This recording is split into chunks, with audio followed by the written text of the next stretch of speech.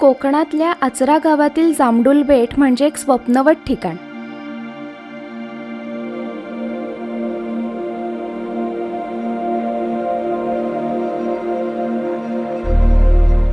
या निसर्गरम्य बेटावर मी राहिले आणि एकापेक्षा एक सुंदर अनुभव तिथं घेतले. विस्तीर्ण समुद्रकिनारा तर इथे आहेच, पण या गावचं खास वैशिष्ट्य म्हणजे खाडीत असणारं हे खारफुटीचं जंगल, कांदळवन. समुद्रकिनारी तर जातोच आपण, पण लाईट हाऊसवर जाऊन समुद्राचं अथांग दृश्य बघणं म्हणजे अविस्मरणीय अनुभव होता. सोबतच मी आचरा गावात जाऊन हे देखणं मंदिर पाहिलं आणि तिथंच असणाऱ्या या सुंदर कॅफेमध्येही गेले. इथे पाश्चात्य पदार्थांचा नाही तर अस्सल पारंपरिक कोकणी पदार्थांचा मनसोक्त आस्वाद घेतला. नमस्कार, मी मुक्ता नार्वेकर आणि आज मी तुम्हाला घेऊन चाललीये आचरा आणि तिथल्या जामडुल बेटाच्या भटकंतीवर.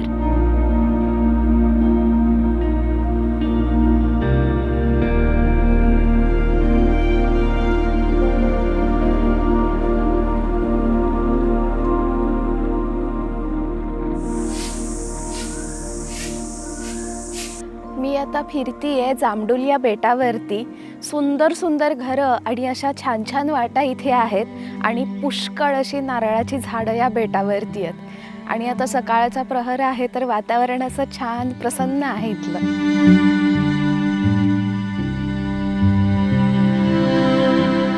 हे आहे जामडुल बेट.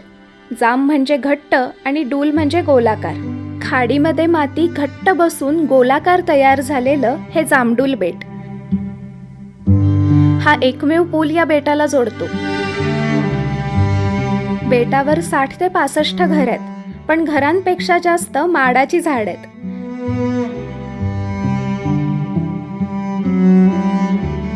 चारी बाजूने पाण्याने वेढलेलं हे बेट म्हणजे निसर्गाचा एक सुंदर आविष्कार आहे. ओहोटी लागली की खाडीतील पाणी कमी होतं आणि मग काही ग्रामस्थ कालवं वेचायला खाडीच्या पात्रात उतरतात. या खाडीच्या बाजूने फिरताना तुम्हाला दगडासारखे असे मोठे मोठे पॅचेस दिसतील, तर ती कालवं आहेत. तर या काकू ती कालवं घेऊन आलेत आणि आता त्या कालवं फोडतायत आणि स्वच्छ करतायत. मासेमारी सोबतच ही सुद्धा इथली उपजीविका आहे. आता ही विकायला पाठवणार? हो, विकूक म्हणजे सून जातं. हां हां, अच्छा.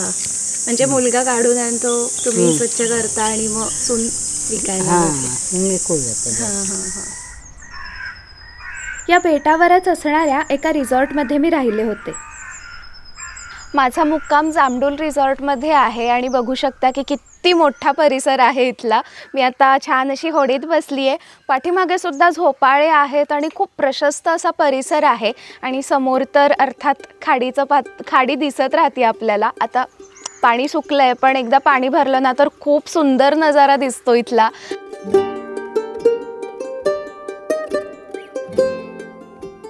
आणि पाठीमागे जे तुम्हाला लाल रंगाची बिल्डिंग दिसते ना, तर तिथेच रूम्स आहेत. मी दाखवते तुम्हाला इथला परिसर. चला.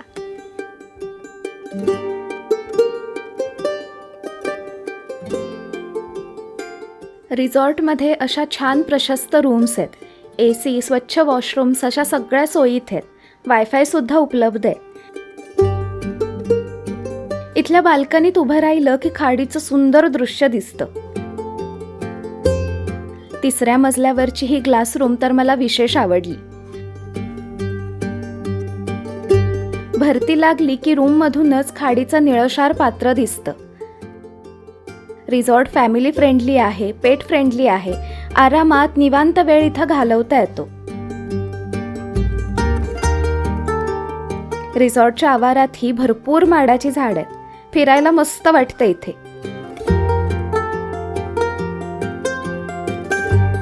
इथे असा सीट आउट एरिया आहे. सकाळी संध्याकाळी इथे बसून कॉफी चहा पिण्याचा छान आनंद घेता येतो.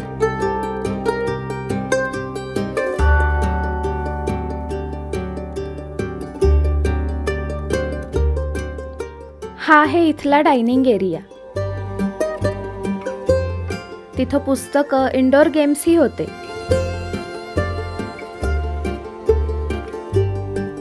दुपारी जेवणाची वेळ झालीच होती. दुपारच्या जेवणाला खूप सुंदर मेनू आहे. माशाचा बेत आहे सगळा. तर बांगडा आहे, कोळंबी आहे आणि सोबत इथं जी कालवं काढताना बघितलीत ना आपण, तर त्या कालव्याचा मसालाही केला आहे असा. आणि सोलकढी आहे, माशाची कढी आहे आणि इथे ना बांगड्याचं असं आंबट एक प्रकार करतात, तर तो सुद्धा आहे बाजूला. आणि गोलमासुद्धा आहे कांदा घालून केलेला, सोबत कोशिंबीर आहे, सॅलड आहे. तर असा मस्त माशाचा आजचा बेत आहे. तर मी आधी पहिल्यांदा कालवं खाऊन बघते की कसं लागतं. मी पहिल्यांदाच खाणार आहे कालवं, तर टेस्ट करून बघूयात कसं आहे. तिसऱ्याची जशी टेस्ट असते ना तशीच साधारण टेस्ट आहे याची. आणि यामध्ये कॅल्शियम खूप असतं, त्यामुळं ते एकदा तरी खावं असं म्हणतात. तर असा हा कालव्याचा मसाला आहे. बांगडा, प्रॉन्स सगळं अगदीच फ्रेश होतं. जेवायला मजा आली.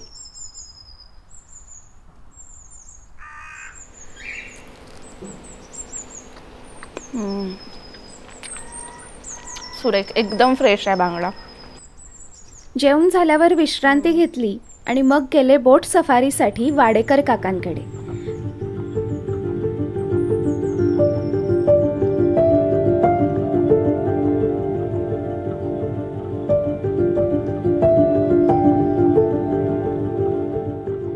मी आता कांदळवन सफारीसाठी वाडेकर काकांच्या इथे आली आहे. तर पाठीमागे त्यांचे घर आहे आणि इथे आम्ही मागे गाडी पार्क केली. रिसॉर्टपासून साधारण एक 2-3 मिनिटावरती आहे, म्हणजे गाडीनं अगदी मिनिटभरात तुम्ही इथे पोहोचू शकता आणि चालत 2 मिनिटात येऊ शकता. तर आधीचे जे पर्यटक होते तर ते आता बोटीनं आलेत. आत्ता आमची सफारी आता सुरू होईल. मी खूप एक्सायटेड आहे कारण त्याचे बरेच व्हिडिओ बघितले तिथले, तर सुंदर अनुभव असणार आहे. बघूयात. सफारी सुरू करायच्या आधी लाईफ जॅकेट घातलं आणि ऊन असल्यामुळं काकांनी आवर्जून पांढरी टोपीही घालायला दिली. तर आमच्या कांदळवन सफारीला आता सुरुवात झाली आहे आणि हे आहेत वाडेकर काका. नमस्कार. तर सगळ्यांसाठी ते प्रेरणादायी आहेत खरं तर, आणि त्यांच्यासोबत सफारी करायला मिळणं आणि त्यांच्याकडून शिकणं कांदळवनाविषयी, तर मी खूप उत्सुक आहे त्यासाठी. तर मला कांदळवनाची या सफारीविषयी. आता आपण बोटीत बसलो तो पहिला मालवण तालुका आहे आणि या खाडीच्या पलीकडे गेला की देवगड तालुका आहे. या खाडीमुळे 2 तालुक्याचं विभाजन झालेलं आहे. आणि खाडी आहे बॅकवॉटर, जिथपर्यंत समुद्राचं खारं पाणी जातं ती खाडी, त्याच्या पुढची नदी. हे साधारण 25-30 किलोमीटर खाडी आहे, त्याच्यानंतर नदी होते. या नदीचं नाव आहे उगवाई नदी आणि फोंड्या घाटामध्ये उगवाई देवीचं एक मंदिर आहे, तिथे या नदीचं उगमस्थान आहे, म्हणून या नदीला नाव आहे उगवाई नदी आणि खाडीला नाव आहे आचऱ्याची खाडी. तर आम्ही राहतो ते ॲक्च्युली जांभडुलवाडी बेट आहे. 1985 साली एक छोटंसं पूल झालं. त्याच्यापूर्वी आमचा 4ही बाजूने लाकडाच्या होड्या होत्या, त्याने प्रवास असायचा. मालवणी भाषेत पुराक हौर म्हणतात. मग अगोदर आम्ही लहान होतो, शाळेत होतो, त्या हौर इलो काय आमका सुटी ना इलो तरी शाळेत जाऊन सांगायचं गुरुजीन हौर इल्लो. हौर म्हणजे पूर किंवा बाढ. ते आता आमच्या मुलांना कारण सांगायला मिळत नाही, आता पूल झाला. अच्छा. काकांनी हळूहळू त्यांच्याकडचं ज्ञानाचं भांडार खुलं करायला सुरुवात केली. खाडीत वाढणाऱ्या या खारफुटीच्या जंगलाची, त्यातल्या प्रजातींची, पक्ष्यांची त्यांना चिक्कार माहिती आहे. ही जी हे झाड आहेत यांना आपण कांदळ म्हणतो, खारफुटी म्हणतो, चिप म्हणतो, चिपी म्हणतो. हे 210 हेक्टरमध्ये पसरलेलं आहे, म्हणजे साधारण 600 एकरमध्ये. आणि आपल्या भारताच्या पूर्व किनारपट्टी आणि पश्चिम किनारपट्टीवर मिळून या कांदळवनाच्या किंवा मॅनग्रुव्हच्या 59 प्रजाती आहेत. तर आपल्या आचऱ्यामध्ये वनस्पतीच्या 9 कुळातील 20 प्रजाती आहेत. झाडांना सुद्धा आपल्यासारखं कुळगोत्र आहे. जसं आपलं कश्यप, सारस्वत वगैरे काही कुळं असतात, तशी यांची रायझोफोरसी, ॲकॅन्थसी, सोनरसी, मिलियसी अशा वनस्पतीच्या 9 कुळातील आपल्याकडे 20 प्रजाती आहेत. जसं जगाचं फुफ्फुस ॲमेझॉन आहे, मुंबईचं आरे, तसं सिंधुदुर्ग जिल्ह्याचे लमसाहेब फुफ्फुस आहे. ही माहिती वाडेकर काका अशा रंजक पद्धतीनं देतात की अगदी लहान मुलंही कान देऊन कांदळवनाची गोष्ट ऐकतील. या सफारीतला खास भाग आहे की इथं ना एक असं कॅनलसारखंच तयार झालं आहे, पण ते कांदळवनांपासून तयार झालेलं कॅनल आहे आणि त्याच्यामधून आपण जात असतो. तर आपल्या दोन्ही बाजूला जवळजवळ अशी झाडं आहेत खारफुटीची आणि त्यातून आपण जातो आहे पाण्यानं. तर तो एक म्हणजे अलिबाबाच्या गुहेत प्रवेश केल्यासारखा फील येतोय खरं तर.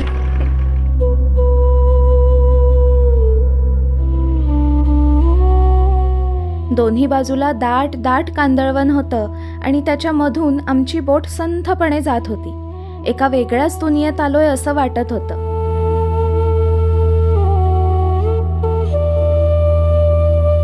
याच्या आतमध्ये पान विंचू आहेत, पान साप आहेत, अजगर आहेत, खवले मांजरे आहेत, घोरपडी आहेत, जंगली डुकर आहे, गोल्डन जॅकल आहे आणि भारतीय अजगर पायथॉन. 2 वर्ष आणि 9 महिने काही न खाल्ल्याशिवाय जगल्याचं पण रेकॉर्ड आहे. आणि जगातला सगळ्यात मोठा अजगर पायथॉन मलेशियातील पेनांग बेटावरती सापडला होता. 26 फूट आणि 4 इंच लांबीला होता. एकमेकात पाय गुंतून उभं राहावं तशी ही झाडं आपली मुळं एकमेकात गुंतवून उभी आहेत आणि आचरा गावचं सुनामी, वादळी वारा, तुफान यापासून रक्षण करतात.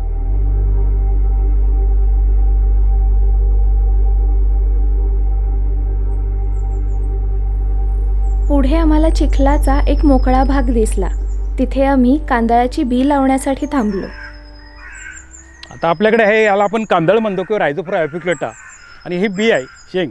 आणि ह्या बीची रचना निसर्गाने अशी केली आहे की खालून टोकदार आहे, वरून खाली पडली की आपोआप जमिनीत रुतते आणि परत झाड तयार होतं. निसर्गाला कारण माहीत होतं की मनुष्य लावणार कमी, असलेले तोडून टाकणार, त्याच्यामुळे त्याने स्वतःचं डिझाईन स्वतः तयार केलं. हे बघा, इथं मी ही कांदळाच्या बिया रुजण्यासाठी लावल्या.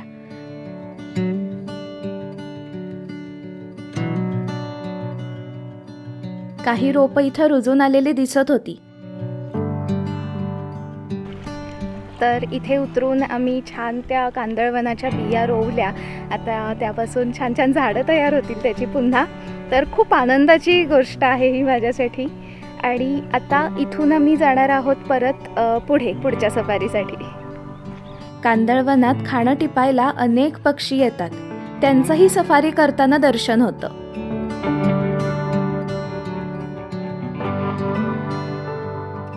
पुढे आम्ही समुद्राच्या दिशेने संगमाजवळ गेलो.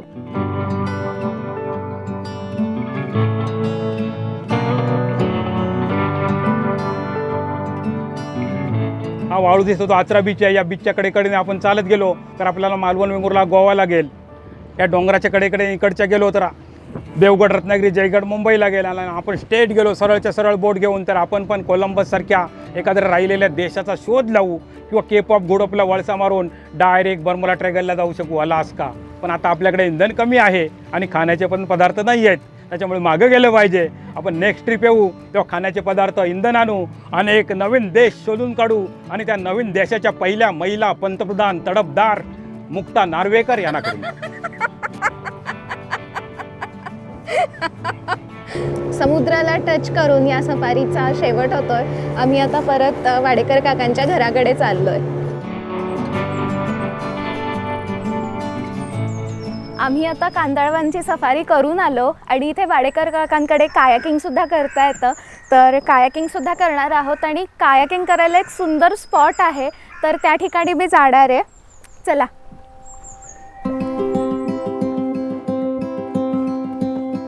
निळं निळं पाणी आणि त्यातून आमची अशी छान कायाक चालली आहे. मला जायचंय तिकडे, पण मी चालली आहे इकडे. कायाकिंगला सुरुवात केल्यावर खाडीच्या पात्राचा विस्तार जाणवू लागला. चहूबाजूला पाणीच पाणी, तेही इतक्या जवळ होतं. हळूहळू मग कायाक कांदळवनाच्या दिशेनं नेली. आता दोन्ही बाजूला कांदळाच्या नैसर्गिक भिंती दिसू लागल्या. मगाशी बोटीतून हा भाग बघितलाच होता, पण स्वतः कायाक वल्हवत तोच भाग बघायला अधिकच मज्जा येत होती.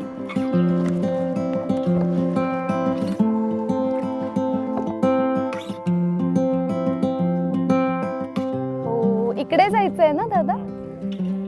तिकडे समोरचे दिसते ना गुहा, त्यामध्ये जायचंय आपल्याला. चला. गुहेचं तोंड लहानच होतं, इतकं लहान की कायाकचा चप्पूही वर थडकत होता.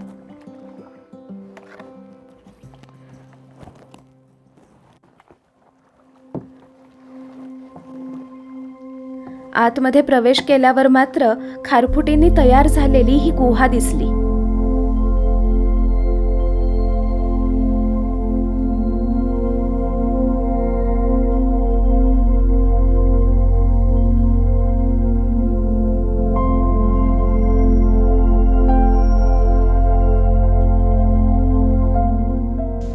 तर आम्ही त्या कांदळवनाच्या गुहेतून असं आत आलो आणि आत आल्यावरती असं वाटलं की मी जगापासून खरंच तुटली आहे. माझाच आवाज मला इतका ऐकू येतोय ना, खूप सुंदर वाटतं इथे. झाडांची कॅनोपी इतकी दाट होती की बाहेर उजेड असूनही आत इतकं अंधारलेलं होतं. चित्रपटात पाहिलेलं अमेझॉनच्या जंगलाचं छोटं व्हर्जन बघतीये असं वाटत होतं. ही जागा इतकी शांत होती आणि मला ती इतकी आवडली की तिथे मी थोडा वेळ मुद्दाम थांबलेच. मगाशी बोट सफारी करताना वाडेकर काकांनी कांदळवनाची सुंदर माहिती दिली होती. आता कायाकिंग करत हे जंगल मी सावकाश बघत होते आणि त्यांनी दिलेल्या माहितीची उजळणी करत होते. बोट सफारी आणि कायाकिंग हे दोन्ही अनुभव एकत्र केल्यानं खारफुटीचं हे जंगल, कांदळवन बघण्याचा आनंद द्विगुणितच झाला. पुन्हा आले तसे त्या गुहेच्या लहानशा मुखातून बाहेर पडले.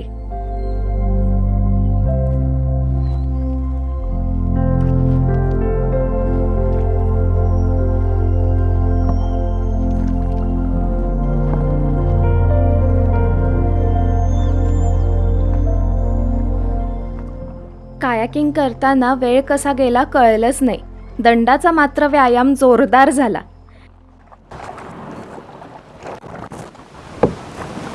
कायाकिंग झाल्यावरती सूर्यास्त बघायला मी गेले आचऱ्याच्या समुद्रकिनारी.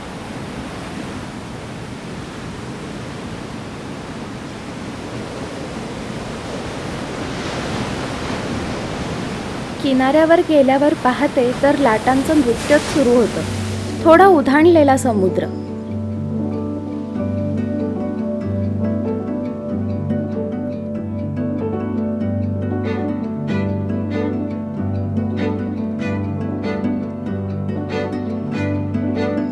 सोनेरी वाळूचा सुंदर असा हा आचऱ्याचा किनारा आहे. इतका लांब लचक आहे की मोकळेपणानं पळू वाटतं किनाऱ्यावर.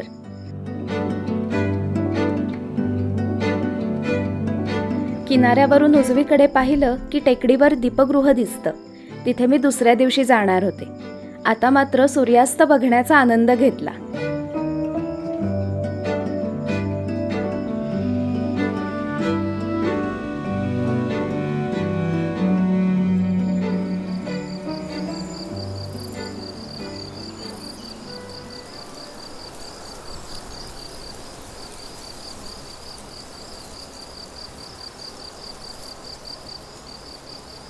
रात्री छान शाकाहारी जेवणाचा आनंद घेतला. यातील हे आयतं केलेलं आंब्याचं लोणचं फारच कमाल होतं.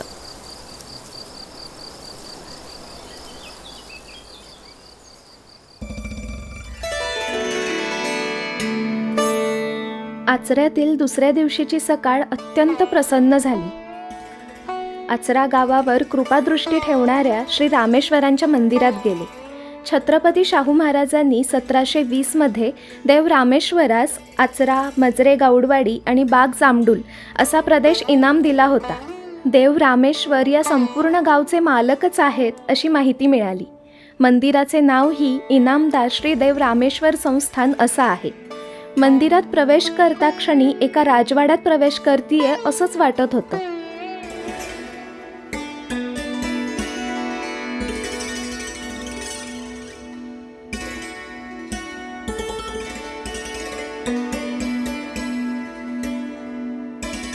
गाभाऱ्यात रामेश्वरांची स्वयंभू पिंडी आहे.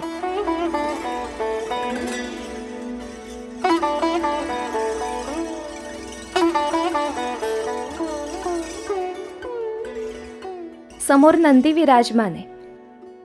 जे साधारणतः पिंडी जी आहे, स्वयंभू जी पिंडी आहे ती स्वयंभू आहे. तिचा कार्यकाल आपल्याला सांगता येणार नाही.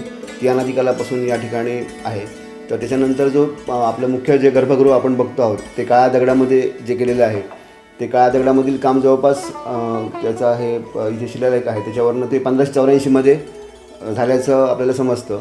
आणि मग यापुढे जे आतील जो गर्भगृहामध्ये बाहेरचा भाग आहे तो लाकडी जो मंडप आहे तो पूर्ण लाकडामध्ये कोरलेला आहे. लाकडामध्ये कोरीव काम केलेले असे मोठे खांब आहेत आणि त्याच्यावरती नक्षी केलेली आहे. खांबावरची शिल्प तर अत्यंत सुरेख आहेत. एका खांबावर हे पंचमुखी महादेवांचं शिल्प आहे. यमाचं शिल्पही आहे. देवदेवतांची अनेक शिल्प या लाकडी गोलाकार खांबांवर अत्यंत सुबकपणे साकारली आहेत.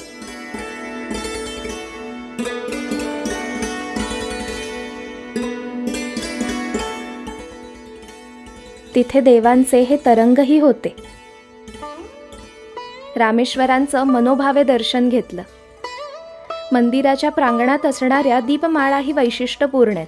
काळ्या दगडातील आहेत. गजमुख या दीपमाळेवर आहेत. मंदिराच्या आवारात असणारी खोल विहीर बघायला गेले तर इथे मंदिराच्या परिसरात ही विहीर आहे आणि या विहिरीत अशा कळशीनं पाणी घालून इथे महादेवाचं मंदिर आहे अजून एक. तर त्यामध्ये आपल्याला अभिषेकही करता येतो. तर आपण काढूयात आता पाणी.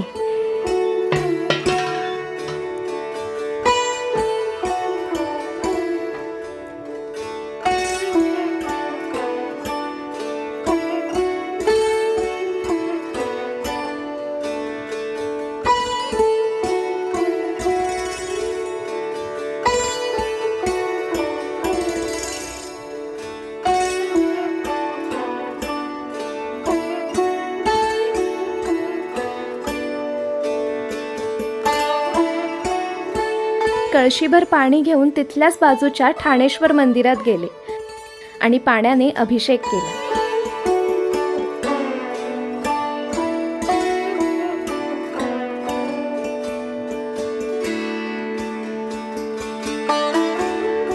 नंतर मंदिराच्या खांबाला टेकून बसले.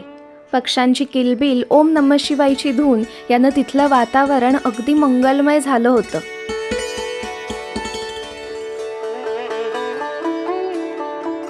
मंदिराच्या जवळच एक कॅफे आहे. तिथे नाश्त्यासाठी जाण्याचा प्लॅन केलाच होता. तर हा आहे सुरंगी कॅफे आणि रामेश्वर मंदिराच्या बाजूलाच आहे. म्हणजे रामेश्वर मंदिराच्या इथून एक 10 पावलं चालली की आपण कॅफेमध्ये पोहोचतो. आज जाऊया आपण.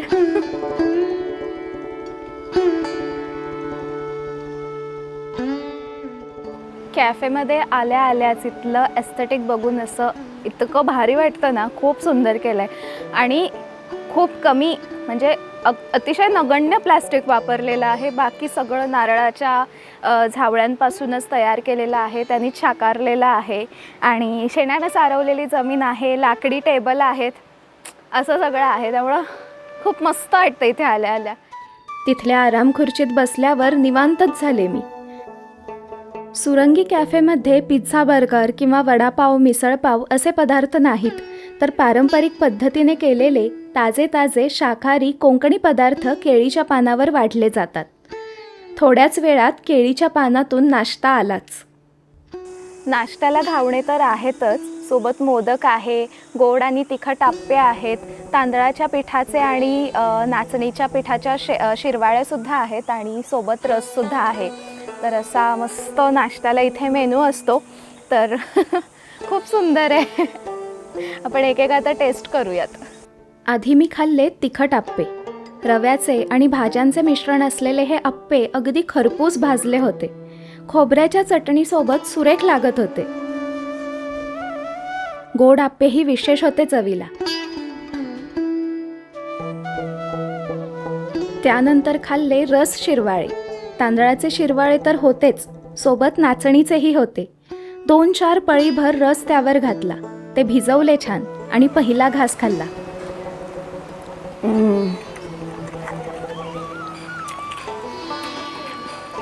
सुरेख. शिरवाळे बिलकुल पिठूळ नव्हते. बारीक शेवयासारखे काढलेले असल्याने नारळाच्या गोड रसासोबत सुरेख लागत होते. नारळाच्या रसात गूळ आणि वेलची होती. हा मधुर असा रस मी नुसताही पिऊ शकते. आप्पे शिरवाळे खाऊन पोट चांगलंच भरलं होतं, पण मोदकाला मी कधीच नाही म्हणत नाही. वरती तूप सोडून मोदकाचा आस्वाद घेतलाच.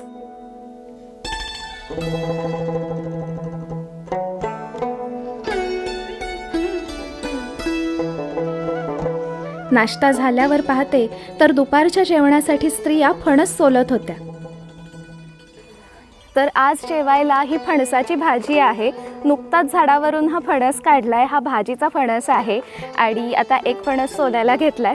तर मस्त दुपारी जेवायला आज फणसाची भाजी आहे. या जेवणासाठी भाज्या बाजारातून ताज्या ताज्या बघून आणतात किंवा शेतातूनच आणतात. आज जेवायला कोणकोणते पदार्थ होते त्याची ही पाटी लावली होती तिथं. तर इथे ना प्री बुकिंग करावं लागतं. म्हणजे आधी ऑर्डर द्यायची आणि मग ते ताजं अशा भाज्यांपासून जेवण तयार करतात आणि आपल्याला ही फ्रेश आणि अस्सल कोकणी जेवणाचा छान आस्वाद घेता येतो. मग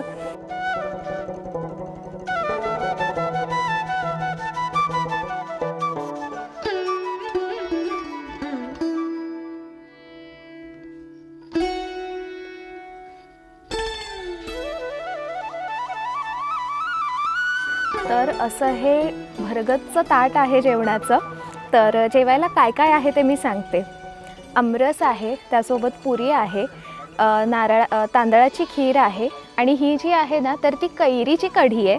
त्याच्या बाजूला सोलकढी आहे, बिमल्याचं रायता आहे, कोशिंबीर आहे आणि हे आंब्याचं रायता आहे, फणसाची भाजी, काजूची उसळ, चवळीची उसळ, वालीची भाजी आहे आणि अर्थात आपला वरण भात कम्फर्ट फूडसुद्धा आहे. ही जी कापं आहेत ना ती निरफणसाची कापं आहेत, ही सुरणाची कापं आहेत आणि छोट्याशा भाकऱ्या आहेत. नाचणीची भाकरी आहे आणि तांदळाची भाकरी आहे आणि या टम्म फुगलेल्या पुऱ्या आहेत. तर असा हा छान असा हा जेवणाचा मेनू आहे, बेत आहे आजचा. तुम्ही सांगा कुठून सुरुवात करायची, कारण मीच कन्फ्यूज आहे. तर मी अर्थात फणसाच्या भाजीपासून सुरुवात करते. मस्त गरे आहेत यामध्ये. हा कोवळी आहे अशी छान फणसाची भाजी. खूपच सुरेख आहे. ती उकडलेली आहे त्यामुळे गऱ्यांची आणि त्या आठड्यांची मस्त चव येतात.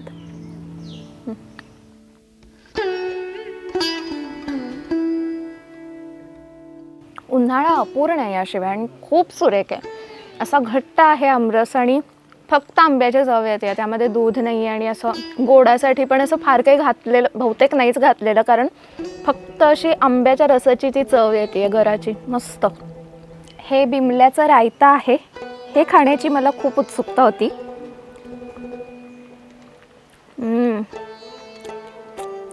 खूप मस्त आंबट अशी टेस्ट येते त्याची, आंबट तुरट अशी मस्त टेस्ट आहे.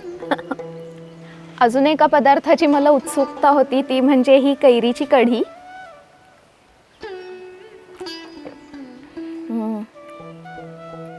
कैरीपासून कढी होते मला माहिती नव्हतं. किती म्हणजे रिफ्रेशिंग आहे माहिती आहे ही. कोकणात अशा ठिकाणी येऊन खाण्याचा फायदा हा आहे की अस्सल कोकणी पदार्थ आपल्याला चाखायला मिळतात. म्हणजे आता बिमल्याचंही रायतं होतं हे फार कमी जणांना माहिती आहे. तर वेगवेगळी फळं असतात, रानफळं असतात, तर ती आपल्याला चाखायला मिळतात, तिथल्या लोकांच्या आहारात असतात आणि त्या जीवनशैलीचा थोड्या वेळापुरता का होईना पण आपल्याला भाग बनता येतं या खाद्यसंस्कृतीतून. तर खरंच म्हणजे यासाठी इथे यावंच, खाद्यसंस्कृतीचा अनुभव घेण्यासाठी. खूप सुरेख आहे. सुरंगी कॅफेमध्ये जेवणाचा अगदी मनसोक्त आस्वाद घेतला. पुन्हा पुन्हा इथं भेट द्यायची आणि निरनिराळे पदार्थ चाखायचे असं मी ठरवलंच.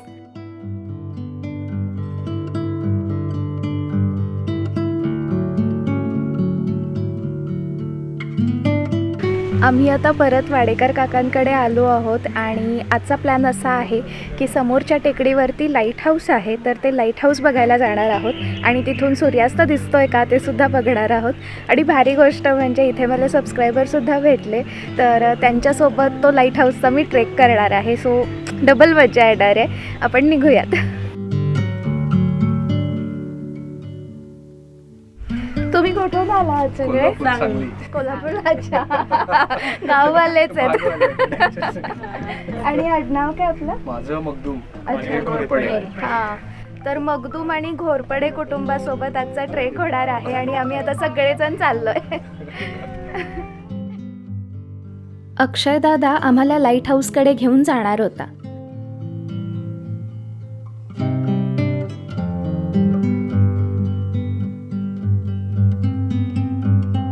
बोटीने अगदी मिनिटभरात पलीकडच्या तीरावर आडबंदर या ठिकाणी पोहोचलो आणि ट्रेकला सुरुवात केली.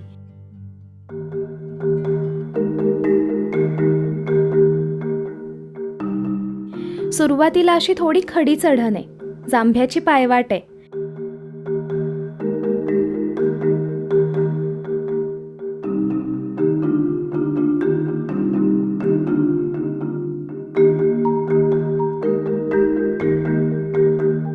चढायला सोपा आहे, पण म्हणजे खडा चढ आहे, पण अशी प्रॉपर जांभ्याच्या पायऱ्यांची अशी जांभ्यापासून तयार झालेली वाट आहे. वाटेत करवंदाच्या जाळ्या होत्या. पिकलेली करवंद दिसली आणि प्रत्येकाने गोड रसरशीत करवंदावर ताव मारलाच.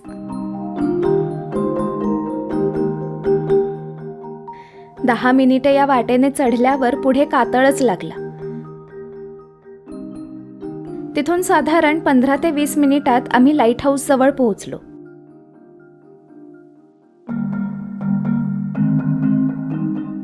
वरती जायच्या अशा गोल गोल पायऱ्या चढल्या.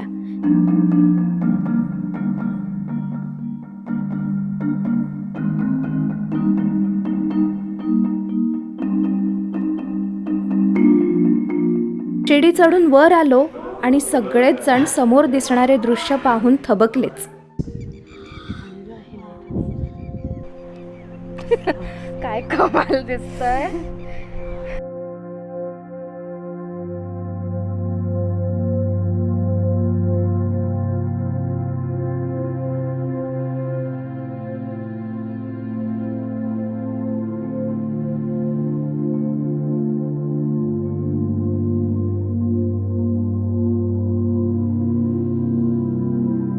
वरून आम्हाला आचरा गाव, समुद्र किनारा, आचऱ्याची खाडी दिसत होती.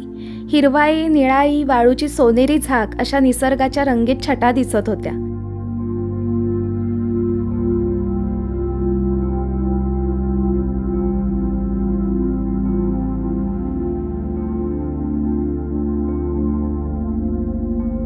काय सुंदर आहे माहिती आहे. इथून समुद्राचं दर्शन तर होतच, शिवाय आचऱ्याची किनारपट्टी दिसतीये आणि त्या बाजूला मॅनग्रोव्ह आणि ती खाडी सुद्धा दिसतीये.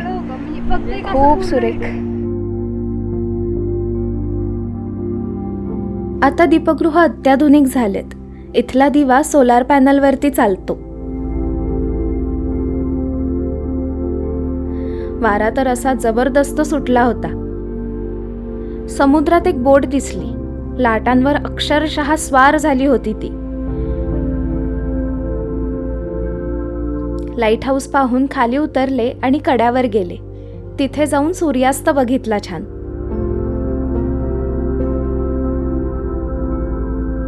आचरा गावातील पर्यटन हे स्थानिकच चालवतात. या एकाच गावात किती सुंदर अनुभव पर्यटकांना घेता येतात. आचऱ्याचा हा व्हिडिओ शेअर करा, हाईप करा आणि भटकंतीचा प्लॅन नक्की करा. आपण भेटू पुढच्या भटकंतीत. बाय.